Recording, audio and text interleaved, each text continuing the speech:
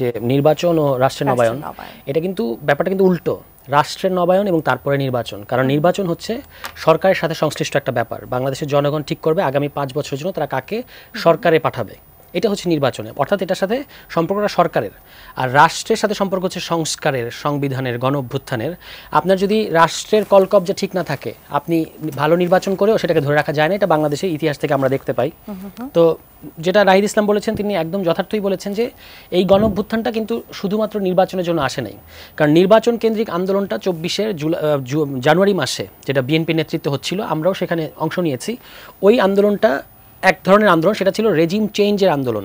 আপনি বিদ্যমান সকল কিছু মানে পুরনো বাজে কলকবজা সব ঠিকঠাক রেখে শুধুমাত্র হাত বদল করবেন, এটা ছিল রেজিম চেঞ্জের আন্দোলন, যেটা 24 জানুয়ারি মাসে এক ধরনের ব্যর্থ হওয়ার পরে এই গণঅভ্যুত্থান এসছে, যার প্রধান দাবি হচ্ছে ফ্যাসিবাদী ব্যবস্থার বিলোপ ঘটাতে হবে তথা রাষ্ট্র সংস্কার করতে হবে। এখন রাষ্ট্রের সংস্কারের অনেক ধরনের কার্যক্রম চলছে এবং এইখানে আমাদের প্রধানত যেটা মাথায় রাখা দরকার, রাষ্ট্র এবং সরকার।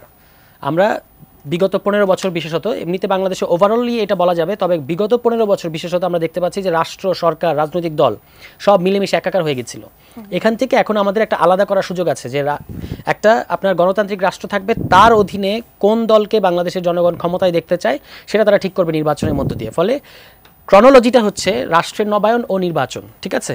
এই হলো এবং আপনি ধরুন এই যে এবারের যে নববর্ষ নিয়ে আপনি যেটা বলছিলেন, এবারের নববর্ষ কিন্তু বাংলাদেশে ঐতিহাসিক। কারণ আপনি বলছিলেন বাঙালির প্রাণের স্পন্দন, আমরা কিন্তু সেই সীমাটাকে ছাড়িয়ে এবার এটা বাংলাদেশিদের উৎসব হয়ে গেছিল। বাংলাদেশের অন্যান্য যে সমস্ত ধর্ম মানে যে সমস্ত জাতির মানুষ আছে তাদের আমরা এবার দৃশ্যমান উপস্থিতি দেখেছি। আমরা এবার যারা বিভিন্ন লোক কালচারের আমাদের যে সমস্ত ঐতিহ্য আছে তাদের একটা অবস্থান দেখেছি এবং খুবই বর্ণিল ছিল, একদিকে ভার্সেটাইল ছিল এবং বর্ণিল ছিল। আবার সন্ধ্যার সময় বিকালের দিকে মানিক মিয়াতে যেটা হয়েছে সেইগুলোতেও আমরা দেখতে পেয়েছি যে এবার যেটা হয়েছে, যেহেতু এর আগ পর্যন্ত আওয়ামী লীগ সময়ে আওয়ামী লীগ ঠিক করে দিত যে একটা ড্রেস কোডের মতো এইভাবে আপনাকে করতে হবে, এবং সেটা তার বাঙালি জাতীয়তাবাদী কেন্দ্রিক যে রাজনীতি।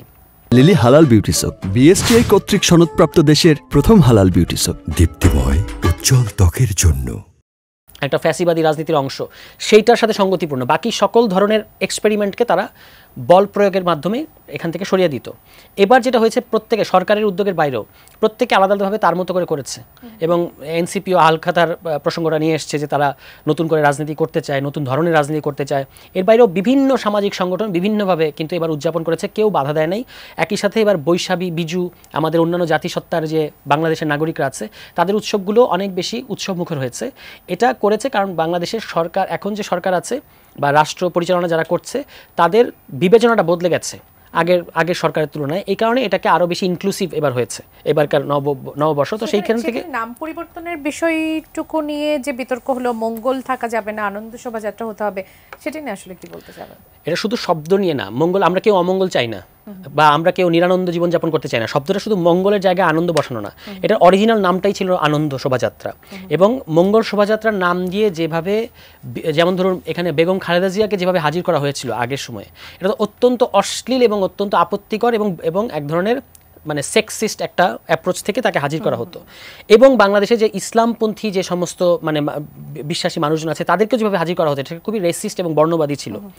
সেই কারণে এটা মঙ্গল শোভাযাত্রার নামে একটা অমঙ্গলের একটা মহড়া ছিল সেইটা, ঠিক আছে?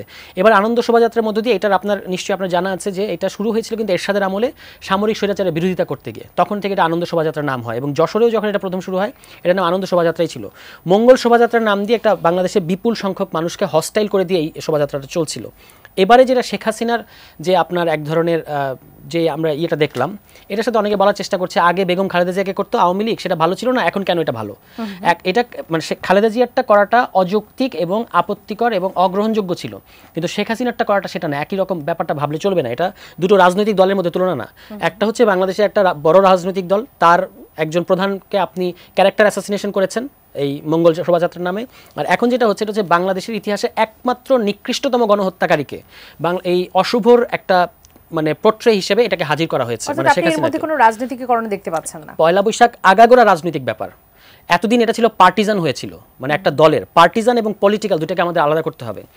মানে পহেলা বৈশাখ যেমন ধরুন এতদিন কি এটা রাজনৈতিক ছিল না, যারা এই প্রশ্নটা করছেন, শেখ হাসিনার আমলে যেভাবে ভিন্ন মতাবলম্বী কিংবা অন্যান্য রাজনৈতিক দলকে ভিলিফাই করার জন্য এটাকে যেভাবে ব্যবহার করা হয়েছে, তখন এখন যারা আপত্তি করছেন তখন তারা আপত্তি করেন নাই কেন? তখন তো এটা রাজনৈতিক ছিল, তখন এটা রাজনৈতিক ছিল, এখন এটা রাজনৈতিক। তখন এটা ছিল আওয়ামীপন্থী, এখন এটা বাংলাদেশের জনগণের ইনক্লুসিভ হওয়ার চেষ্টা করছে। তখন এটা ছিল পার্টিজান, এখন এটা নির্দলীয় হওয়ার চেষ্টা করছে। ঠিক আছে, এই হচ্ছে পার্থক্য। কিন্তু এটা সবসময় পলিটিক্যাল। যেটা পলিটিক্যাল না, মানে আপাত অর্থে পলিটিক্যাল মনে হয় না, সেটাও পলিটিক্যাল। সব কিছুরই পলিটিক্স আছে। যখন আমি বলি যে আমি তো আসলে রাজনীতির সাথে পাচ্ছে নাই, এটাও একটা পলিটিক্স।